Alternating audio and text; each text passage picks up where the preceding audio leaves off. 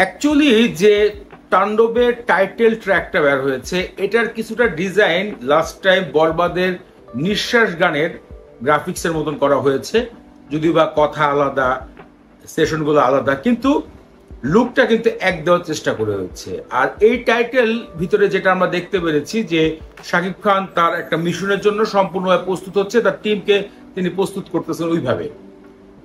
তো এটার ভিতরে যেসব জিনিস দেখাই যাচ্ছে এতে বোঝা যাচ্ছে শাকিব খান কোনো একটা প্রতিশোধ নেওয়ার জন্য কোনো একটা মিশনে যাবে এবং তার লড়াইটা খুব ভয়ানক পর্যায়ে যাবে, খুব হাই লেভেলে যাবে, এই জন্য তিনি তার টিমকে ওইভাবে প্রস্তুত করছে।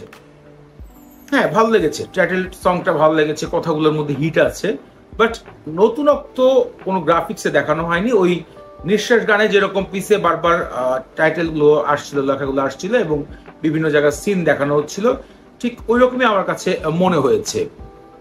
এদিকে একটা বিষয় নিয়ে কথা বলতে হয়, সেটা হচ্ছে ইনসাফ সিনেমার কিন্তু একটা টিজার বের হয়েছে যেখানে স্যার আমি কেসটা রিওপেন করতে চাই।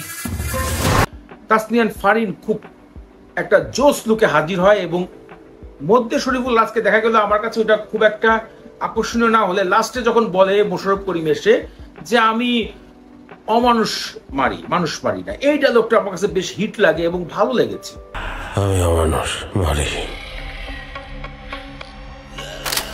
মানুষ মারি না। আসলে আমার কাছে এই ঈদে দেখার মতন আসলে দুটো টিজারই চোখে পড়েছে। একটা হচ্ছে তাণ্ডব, এটা মেগা স্টার শাকিব খানের বিষয়, এটাকে নিয়ে আসলে যতই বলবো ততই বলতে ইচ্ছা করবে, কিন্তু বাট ইনসাফ সিনেমাতে তাসনিয়ান ফারিন বড় পর্দায় এসে মানে যতটুকু রোল দেখিয়েছে, যতটুকু স্ক্রিনে ছিল এই টিজারের ভিতরে, খুব ভালো একটা ফিল পাওয়া গেছে। আমার কাছে বেশ ওনাকে ভালো লেগেছে, ওনার লুকটাও ভালো লেগেছে, বেশ সুন্দর লেগেছে, হট লেগেছে। এদিকে আবার বলতে হয় যে মোশাররফ করিম যখন লাস্ট কয়েক সেকেন্ডে এসে তার এন্ট্রি করে শটগান হাতে, এটা আবার বেশ আমার কাছে হিট লেগেছে। দুটা টিজারই আমার কাছে বেশ ভালো লেগেছে। টিজার বলা যাবে না, একটা টাইটেল সং এবং একটা হচ্ছে টিজার, বেশ ভালো লাগার মতো। ফোন করার পরে সে নাকি দুধ দিয়ে গোসল করে। আপনাদের কাছে কি মনে হচ্ছে? ভিডিওতে কমেন্ট করে জানাবেন।